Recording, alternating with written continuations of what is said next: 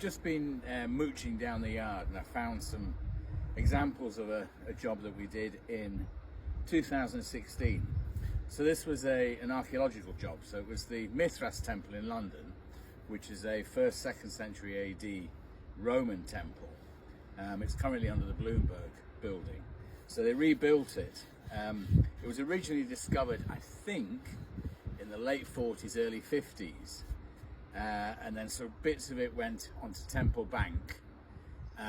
Lots of it disappeared into builders' backyards in and around London. Apparently there was quite a lot found in Morden when they went to rebuild it.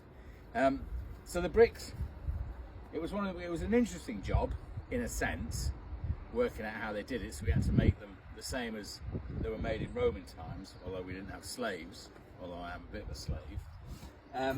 So the bricks, the biggest ones were these. So if you imagine that shrunk probably 15%.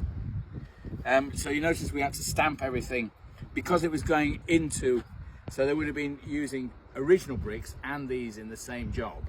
So all of our bricks had to be stamped WB in 2016, so future archaeologists, should they dig it up in another 1,000 years or so. So the largest bricks were these. And I suspect the Romans produced all the bricks like this, because although we made 3 different sizes, that's 1/3 of the big one, and that's 1/2 of the big one. So I suspect they were all made in that size and then just cut down to size. There was no health and safety, they were made by slaves. So the fact that that weighed best part of, I'm trying to think, but I think it was at least 30 kilos, so 60 odd pounds of clay to produce that, and it was cast directly onto the floor. Hence a lot of Roman stuff has animal footprints, because they were literally cast onto the ground.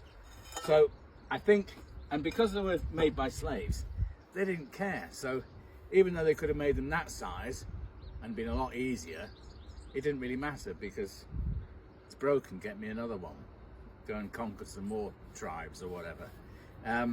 So yeah, so it was a nice job. We got it because we've got access to a lower bed of clay, which would have been very, very similar to what would have been available on the Thames. So a very silty clay. So this was our bottom bed of clay, just dug as dug as it were.